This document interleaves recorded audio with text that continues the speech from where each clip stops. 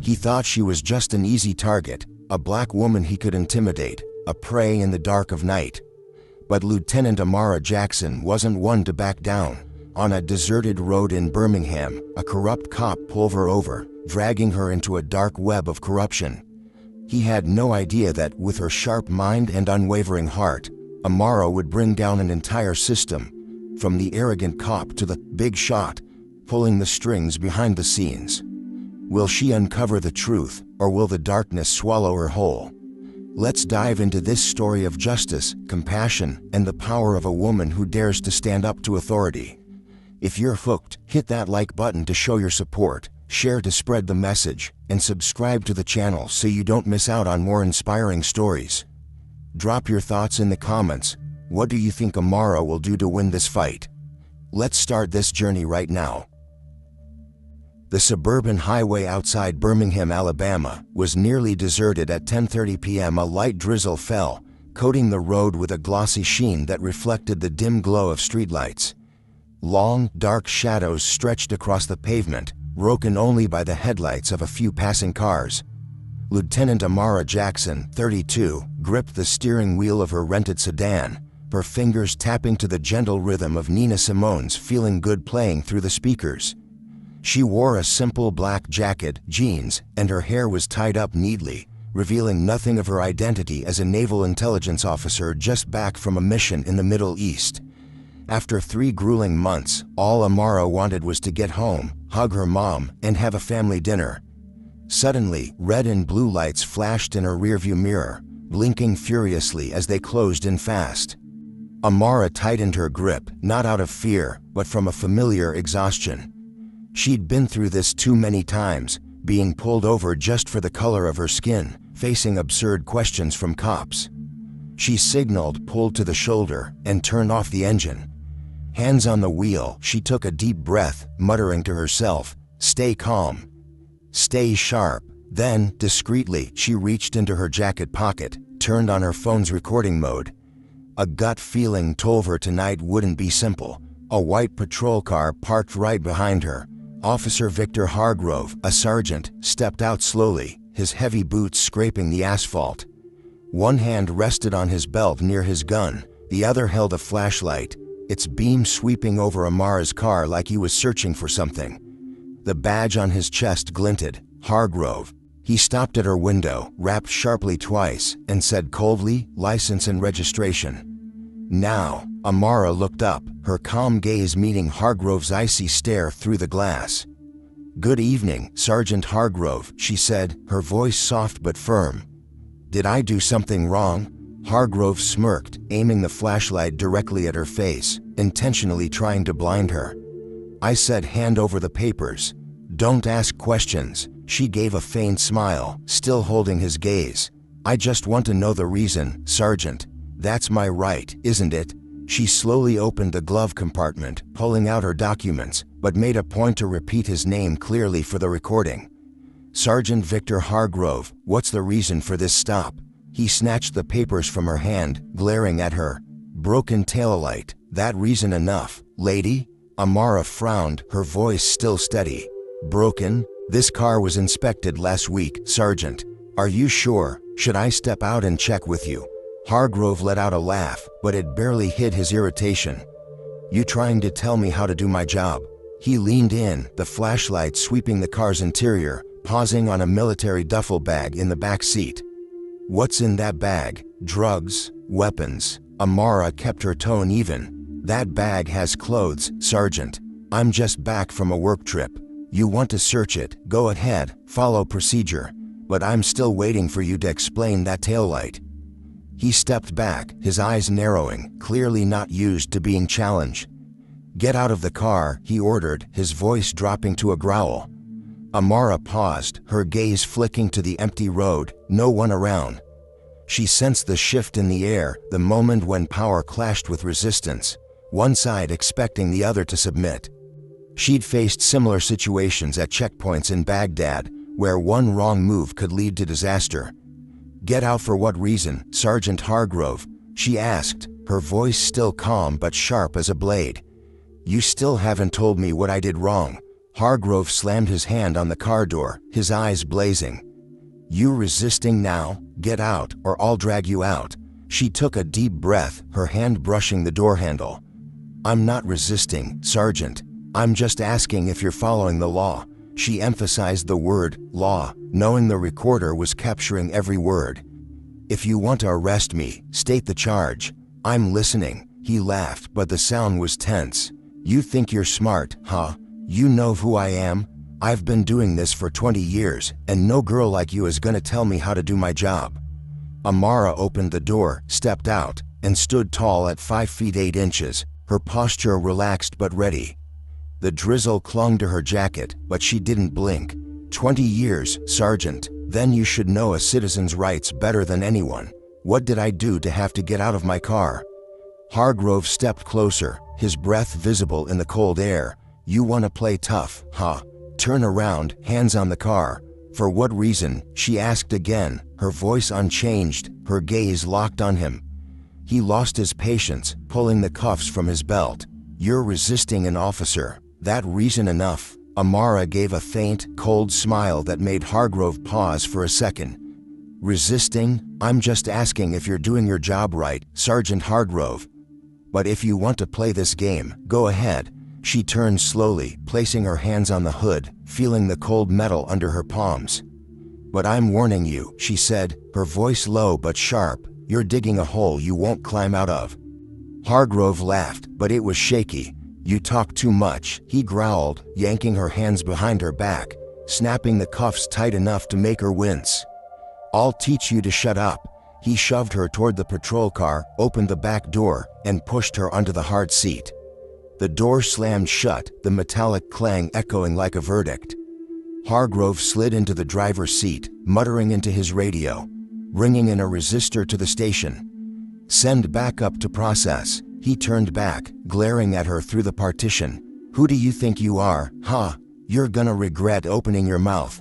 Amara stared at him through the glass, her gaze unwavering. "No, Sergeant," she said, her voice low but firm. "You're the one who's gonna regret this." The holding cell at the Birmingham police station reeked of moldy concrete and stale coffee. The fluorescent light overhead flickered constantly, casting eerie shadows on the floor. Amara Jackson sat on the icy metal bench, her wrists still aching from the overly tight cuffs Sergeant Victor Hargrove had slapped on her. Dressed in a black jacket and jeans, her hair tied up high, her gaze was sharp but calm. 15 years in the Navy, from checkpoints in Baghdad to sleepless nights analyzing intel, had taught her how to control her emotions. This was just another challenge, but one on home soil, where she never expected to have to fight. She took a deep breath, feeling the recording still safe in her jacket pocket. Her phone had been confiscated when she arrived at the station, but she'd locked it with a passcode. Hargrove didn't know about the recording, not yet. Amara tilted her head, listening to the distant clack of a typewriter at the front desk and the hoarse laugh of another officer. The air felt stifling, but she didn't let it seep into her mind. "Control your breathing, control your mind," she muttered to herself, a mantra from her military training echoing in her head. Suddenly, heavy footsteps echoed, deliberate like the beat of a drum. Hargrove appeared at the bars, arms crossed, that arrogant smirk still plastered on his face. "Comfy in there, lady," he taunted, tilting his head as if examining an animal in a cage. "You talked a big game on the road, but what about now?" "Quiet, huh?" Amara looked up, her gaze locking onto his, unwavering. "I only stay quiet when I need to, Sergeant Hargrove," she replied, her voice low but sharp. "But you seem to love talking when no one wants to listen." Hargrove laughed, but the sound was dry, unnatural. "You've got a mouth on you," he said, stepping closer to the bars, his voice dropping. "But in here, no one cares who you are. You think you're special, huh? You're just another black person who dared to talk back to me." Amara gave a faint, cold smile that made Hargrove pause. "Special? No, Sergeant. I just know the law. And I bet you're starting to get worried, aren't you?" She tilted her head, her voice soft but challenging. "You cuffed me so tight, yelled into your radio about a resistor. But are you sure you did everything by the book? Or are you just used to bullying people who don't fight back? He glared at her, his hands gripping the bars. You wanna play smart, huh? I've been doing this for 20 years. I know how to handle people like you. People like me? Amara repeated, her voice now sharp as a blade. You mean black people, right? Or just anyone who dares to ask you a question? Tell me, Hargrove, how many people have you handled? And how many times have you gotten away with it? Hargrove flinched, a flicker of panic flashing in his eyes before he masked it with a snarl. You don't know what you're talking about, he growled. Sit there, lady. By morning, you'll regret opening your mouth. Before Amara could respond, another figure appeared, Malik Turner, 22, a young officer with a tense face. He wore a police uniform, holding a notebook, his eyes darting nervously toward Amara.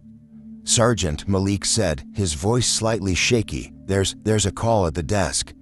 From someone higher up. They're asking about her. Hargrove spun around, his eyes blazing. Higher up? Who? Don't waste my time, Turner. Malik swallowed hard, gripping the notebook tightly.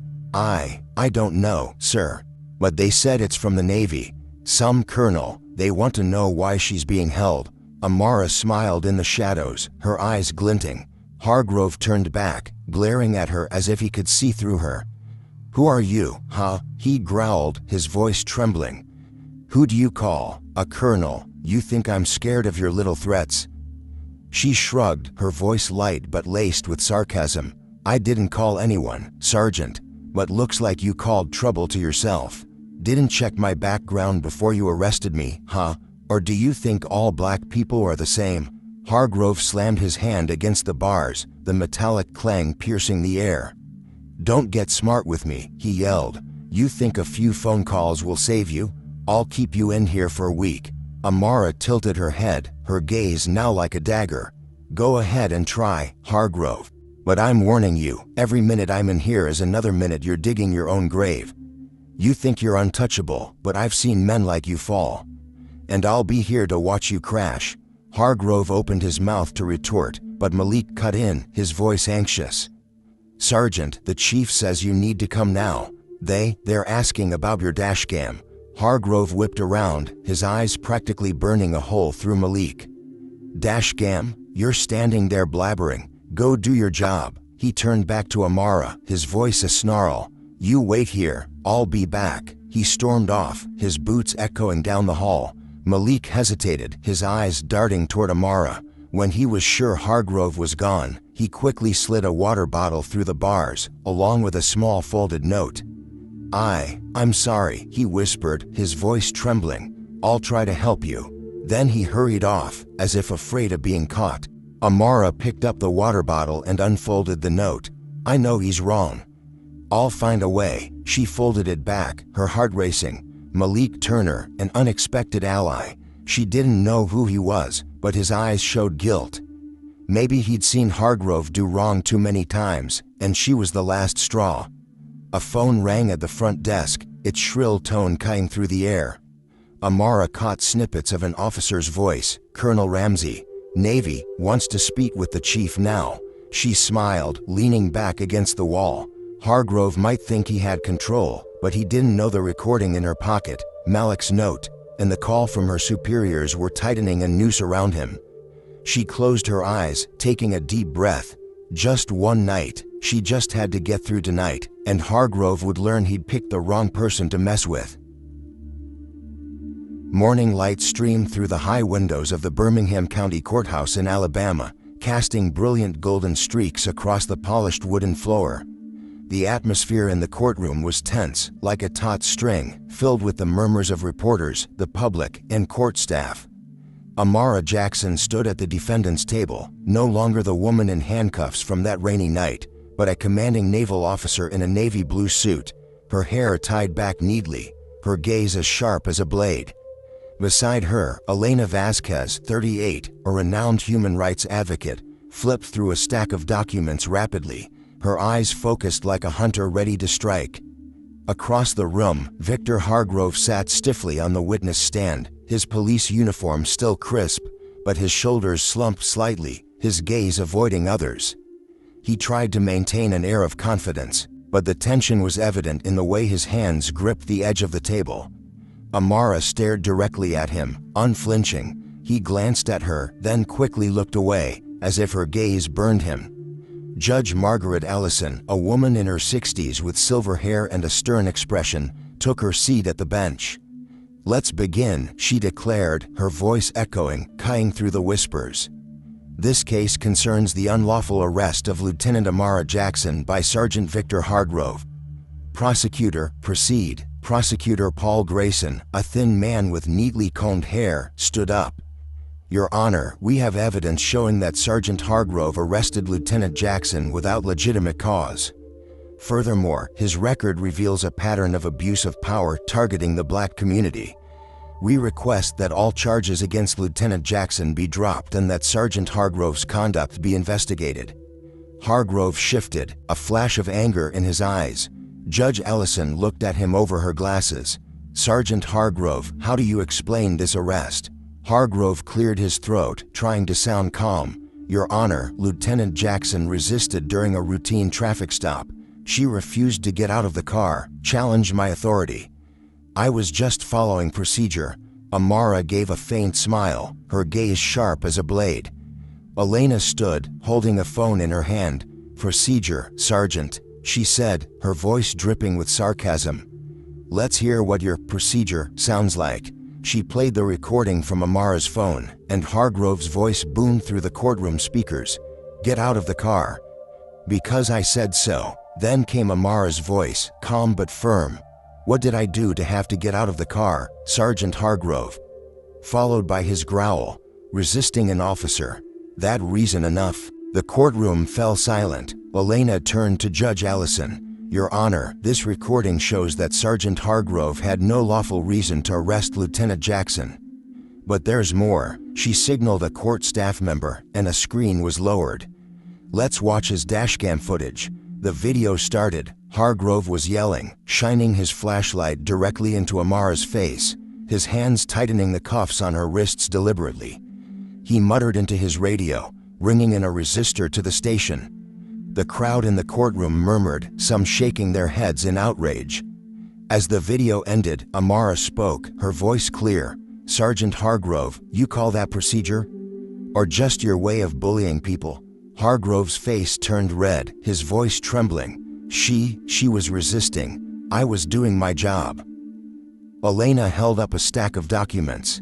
"Doing your job? Your record shows a lawsuit from 2009, where you were accused of assaulting a black suspect.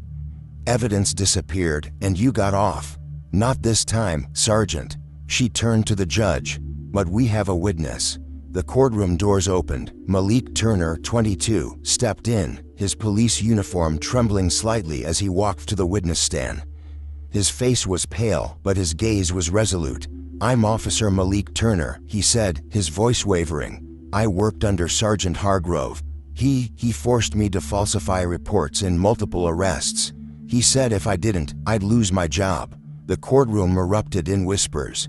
Hargrove jumped up, shouting, "You're lying. You have no proof." Malik took a deep breath, his eyes meeting Amara's, as if seeking encouragement. "I do, sir," he said, his voice steadier. "I kept a copy of the fake report he made me write. And I've seen him do this to too many people. People like Lieutenant Jackson, who didn't deserve to be arrested." Amara nodded slightly, her eyes full of empathy. Hargrove turned to Judge Ellison, his voice breaking. "Your Honor, he's making this up.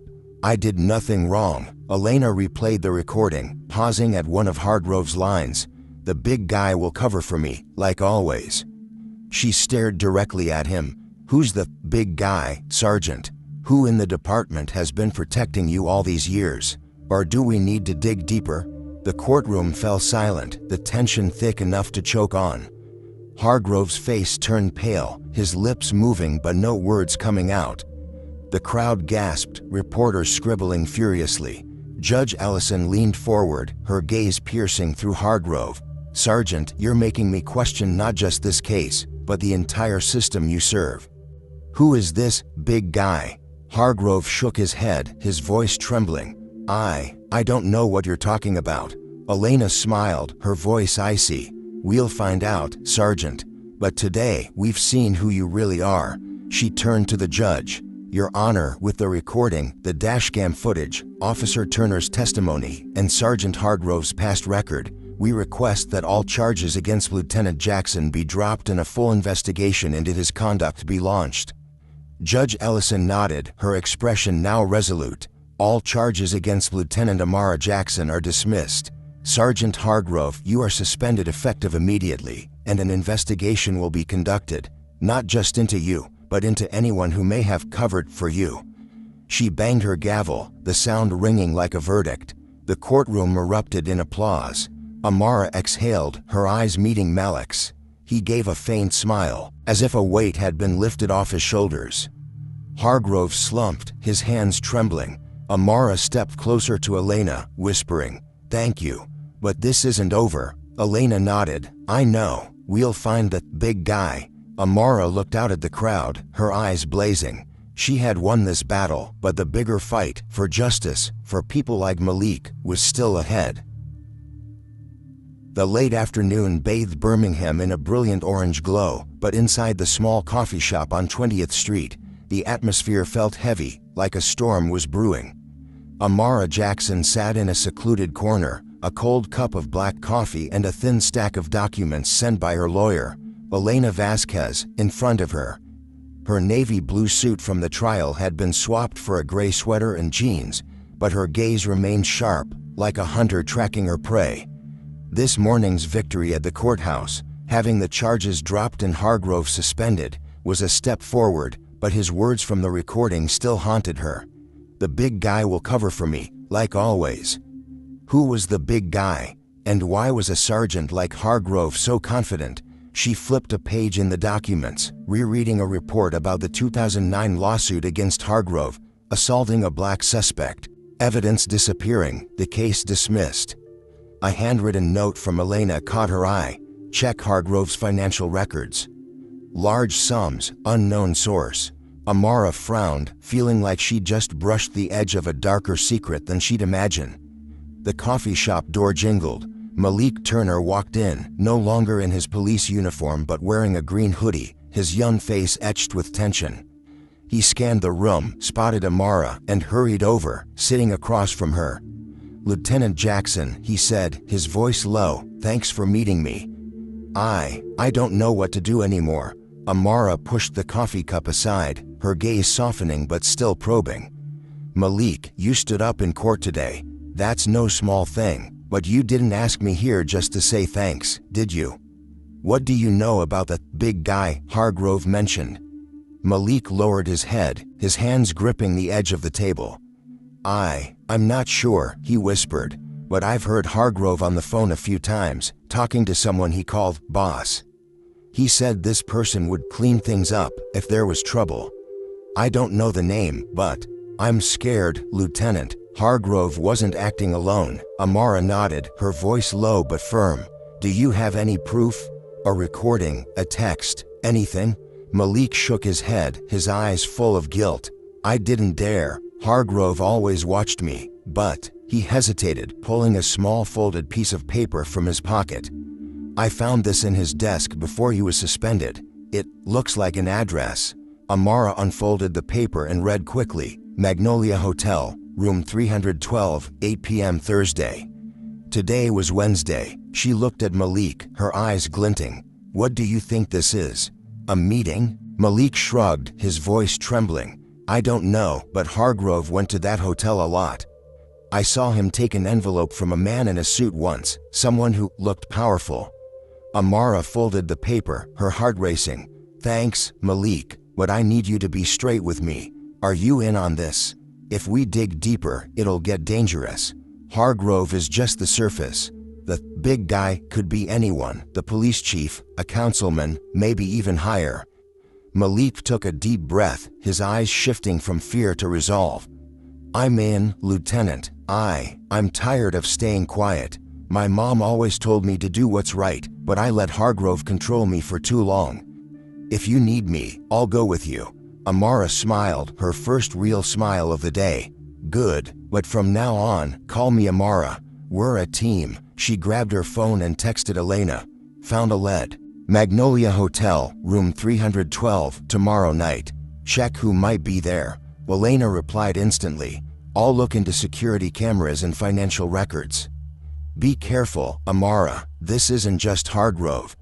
That night, Amara sat in her mother's small Birmingham apartment, the warm yellow lamplight a stark contrast to the turmoil in her mind. On the table was an old framed photo, her and her brother, Jamal, smiling brightly at a picnic. Jamal had died 15 years ago during a police stop, just for looking like a suspect. That pain had driven Amara to join the Navy, where she learned to fight not just with a gun, but with her mind. She gripped the frame, whispering, I'll find the truth, brother. For you, for everyone. The next morning, Amara met Elena at a small law office. Elena spread out a new stack of documents, her expression serious. Amara, I found some suspicious transactions in Hargrove's account, $10,000 a month, wired from a shell company. That company is linked to a local councilman, Gerald Thornton. He used to be Birmingham's police chief before going into politics. Amara felt her blood boil. Thornton? He's been on TV talking about law and order. He's the big guy. Elena shook her head. Not sure yet, but the money leads to him. If Thornton is the one covering for Hargrove, we need hard proof, a recording, video, or witness. That meeting at the Magnolia Hotel tonight might be our shot. Amara nodded, her voice firm. I'll be there. Malik's coming with me. If Thornton shows up, I want to see his face. Elena grabbed her hand, her voice a warning. Be careful, Amara. Thornton isn't Hargrove. He has power, money, and a whole system behind him. Amara smiled, her eyes blazing. That system took my brother, Elena. I'm not afraid. On Thursday evening, Amara and Malik stood in the shadows near the Magnolia Hotel, an upscale building with golden light spilling from its lobby. Amara wore a black jacket and a baseball cap, her phone ready to record. Malik, tense but determined, clutched a small camera Elena had given him. If we see Thornton, record everything, Amara whispered. If not, we'll still find out who's behind Hargrove. Malik nodded, his voice low. Amara, if this gets out of hand, do you have a backup plan? She looked at him, her gaze steady. My plan is the truth, Malik, no matter the cost. The lobby of the Magnolia Hotel shimmered with warm golden light, but beneath its luxurious atmosphere, Amara Jackson sensed danger lurking. She stood in a dark corner near the elevators, her black jacket blending into the shadows, a baseball cap hiding half her face. Beside her, Malik Turner gripped a small camera tightly, his eyes flickering between tension and determination. They had just seen Gerald Thornton, Birmingham's powerful councilman, step out of the elevator, holding a thick envelope, his gaze darting around like someone hiding guilt. Amara signaled Malik, her whisper icy sharp, "Turn on the camera. Don't let him see you." Malik nodded, his hands trembling but managing to start the device. The camera silently recorded Thornton as he crossed the lobby, exchanging a few words with another man in a suit, a face Amara didn't recognize, but his sharp eyes reminded her of someone used to manipulation. The envelope changed hands, and Thornton disappeared into a hallway leading to room 312. Amara tightened her grip on the phone in her pocket, its recording mode already on. "Follow him," she whispered, pulling Malik toward the hallway. Malik swallowed hard, his voice low. "Amara, what if he spots us? Thornton isn't Hargrove, he could make us both disappear." She turned to him, her eyes blazing. "You think I don't know that, Malik? But if we stop now, Thornton and people like him will keep pulling the strings. Do you want your mom, or the kids in your neighborhood, to live under their shadow forever?" Malik took a deep breath, his gaze hardening. "No, I'm with you." They moved quietly down the hallway, their footsteps nearly silent on the thick red carpet. The door to room 312 was slightly ajar, light spilling through the crack along with Thornton's low, tense voice. Amara stopped, signaling Malik to steady the camera. She pressed close to the door, catching every word. "We need to shut down the Hargrove situation now," Thornton said, his voice strained. "He knows too much. If internal affairs digs deeper, we're exposed." Another voice, colder, replied, "Don't panic, Gerald.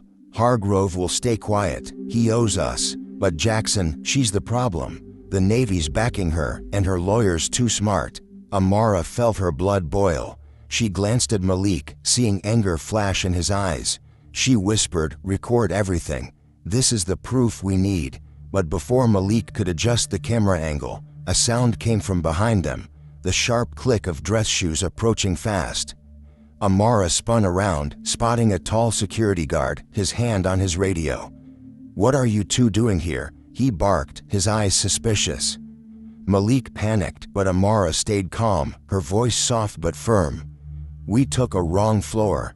Sorry, we'll leave now." She pulled Malik back, but the guard blocked their path. "Hand over the camera," he ordered, his gaze fixed on the device in Malik's hand. Amara stepped between Malik and the guard. "Camera? Buddy, this is just a phone. We're filming for social media.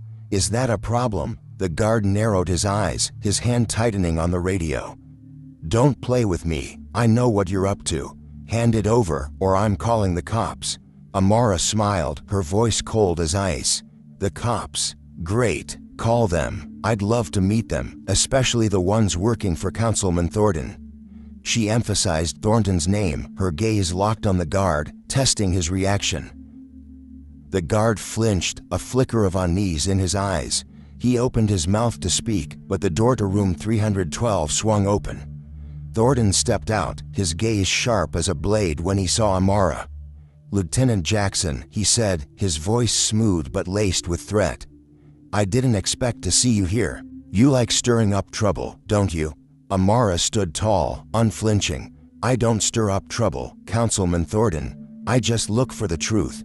And it looks like you know more about that than you're willing to admit." Thornton laughed, but the smile was stiff. "The truth? You're digging into something you don't understand, Lieutenant. Hargrove was a pawn, but you won't touch me." Malik, suddenly speaking up, his voice shaky but firm. "We have Hargrove's recording, Mr. Thornton. He said you covered for him.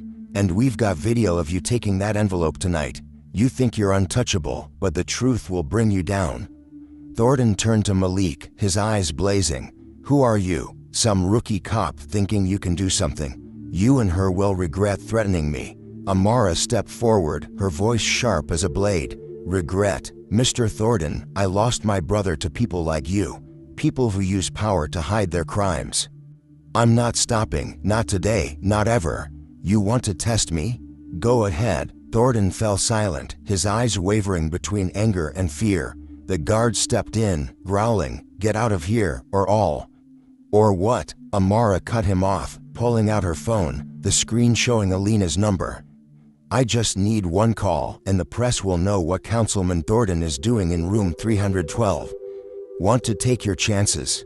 Thornton raised a hand, signaling the guard to back off.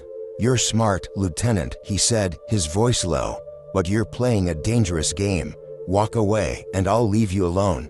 Amara smiled, her eyes blazing. "I don't walk away, Councilman. And I don't need your pity. We'll see each other again, in court." She signaled Malik, and they left the hallway, hearts pounding but steps steady.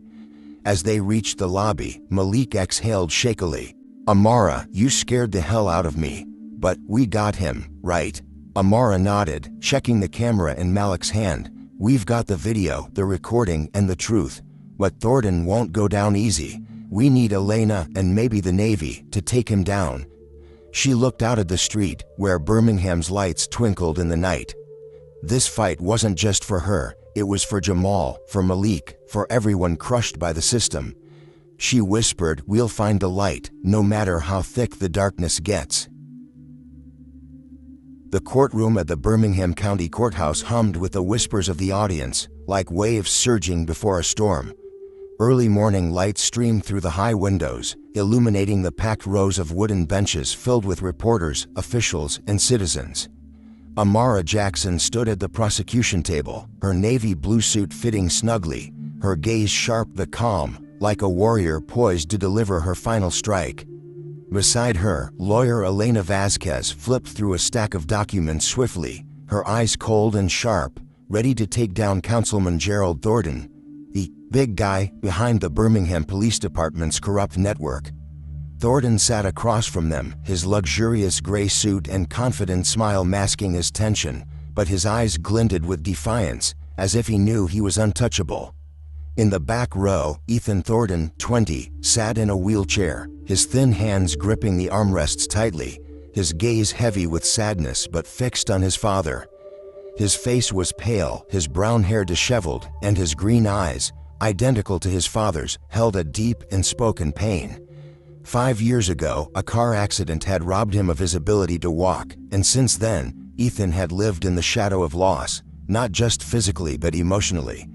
His father, Gerald Thornton, had once been his hero, a strong dad who promised to fix everything after the accident.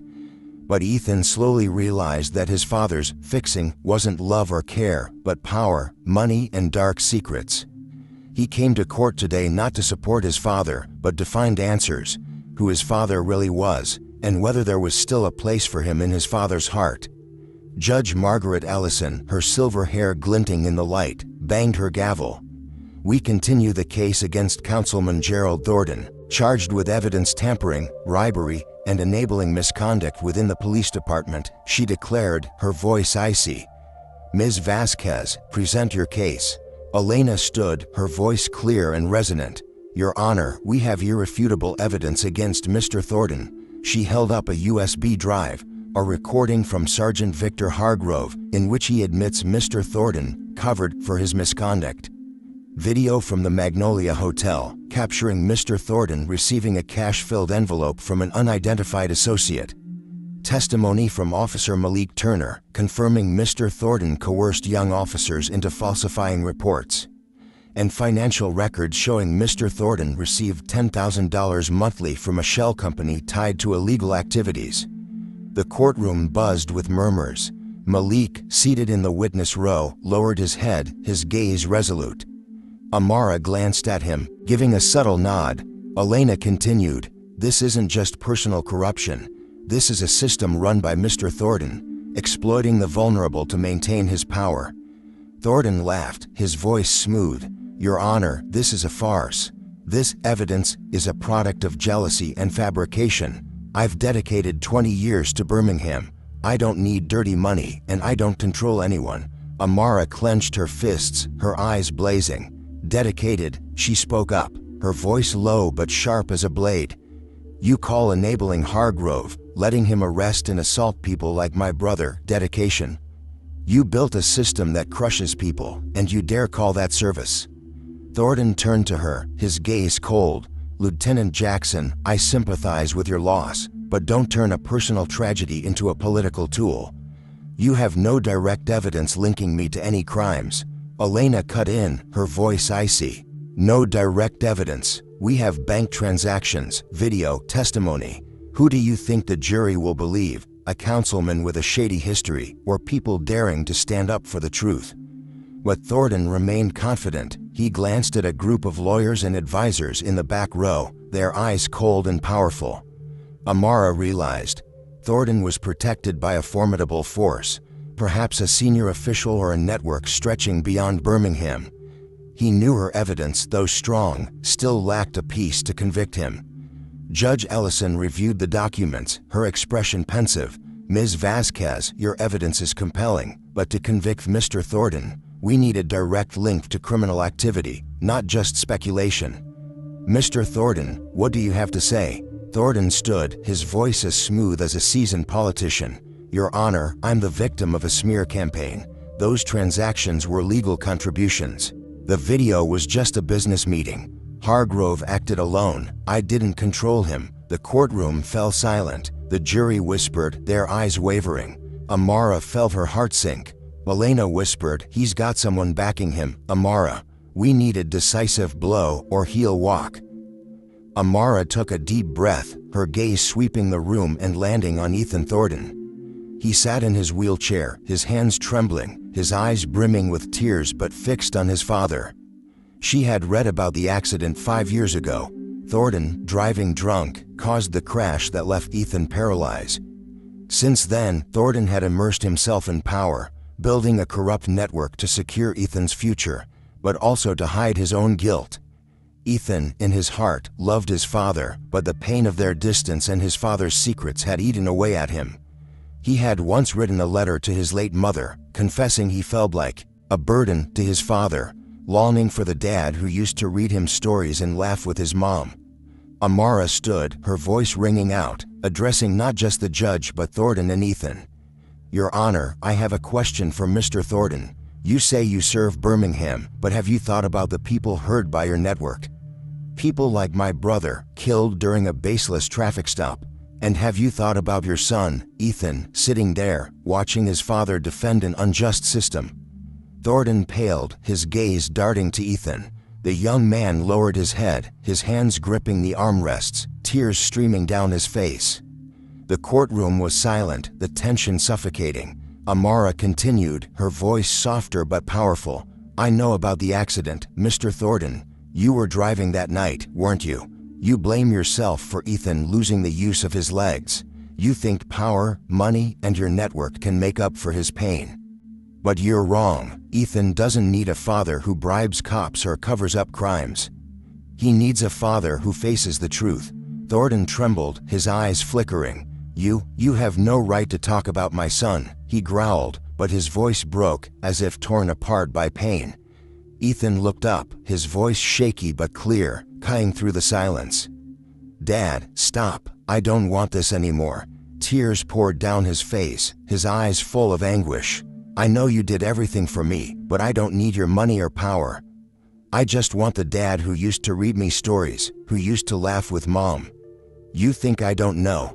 I know you covered up the truth about the accident, about what you've done. I can't live with that anymore." The courtroom erupted in whispers. Thornton collapsed into his chair, hands covering his face, shoulders shaking. Amara turned to Elena, whispering, "Now." Elena held up another USB, her voice sharp. "Your Honor, we've just received new evidence, a recording from an anonymous officer, capturing a phone call between Mr. Thornton and a senior official, discussing the cover-up of Hargrove's actions. This recording directly links Mr. Thornton to the corrupt network." Judge Ellison listened through her earpiece, her expression darkening. Thornton looked up, his eyes empty. He glanced at Ethan, tears streaming down his face. "Ethan, I'm sorry," he whispered. "I did it all so you'd have a future, to make up for my mistakes, but I was wrong." He turned to the judge, his voice choked. "I plead guilty to everything. I was wrong." The courtroom erupted in applause. Amara exhaled, her eyes meeting Ethan's. He nodded slightly, tears still falling, but his gaze now lighter. Malik grabbed Amara's hand, whispering, "You did it." Judge Ellison banged her gavel. "Mr. Gerald Thornton, based on your guilty plea and the evidence, I find you guilty. This trial is concluded." She looked at Amara, her eyes full of respect. "Lieutenant Jackson, you've done what no one dared." Amara stepped out of the courthouse, sunlight warming her face. Ethan, wheeled out by a relative, called to her. "Lieutenant Jackson," he said, his voice hoarse. "Thank you for giving my dad a chance, and for giving me faith that the truth still matters." Amara knelt down, looking into his eyes. "Ethan, you're the hero today. You saved your dad, and you saved yourself." She smiled, stood up, and walked away, her eyes blazing. She had won, not just with evidence, but with compassion and truth. But she knew more battles lay ahead, and she would keep going, for Jamal, for Ethan, for everyone who needed light in the darkness. The story of Amara Jackson is not just a journey of fighting against injustice. It's a powerful testament to the strength of truth, compassion, and determination. Amara, a Black Navy lieutenant, faced racial bias, abuse of power from Sergeant Victor Hargrove, and a corrupt network backed by Councilman Gerald Thornton. She didn't just win with evidence, recordings, videos, and Malik Turner's testimony, but also by touching Thornton's conscience through the love he had for his son, Ethan. Amara's journey teaches us that justice doesn't come naturally. It demands the courage to confront power, the intelligence to uncover the truth, and the humanity to change hearts. Ethan Thornton, bearing physical and emotional scars, is a symbol of hope and redemption.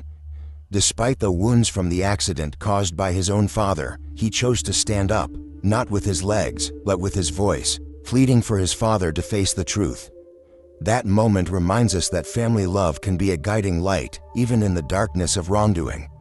Thornton, a corrupt man, wasn't defeated by the law but by his love for his son, a lesson that true change begins in the heart. The story also raises a painful question. How many others, without Amara's strength or Malik's bravery, are being crushed by an unjust system?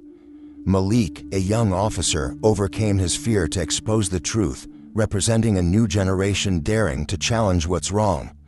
Amara, haunted by the memory of her brother's wrongful death, fought not just for herself but for all those without a voice. They remind us that every small action, a word, a piece of evidence, a moment of courage, can change an entire system. Let this story inspire you. Justice isn't a destination, it's a journey that requires us all to step up. Have you ever witnessed injustice and wanted to speak out? Share your story in the comments. We want to hear your voice. If Amara, Ethan, and Malik's journey touched your heart, hit that like button to show your support, share to spread the message of justice, and subscribe to the channel so you don't miss more meaningful stories. Together, we can build a community where the truth always has a voice.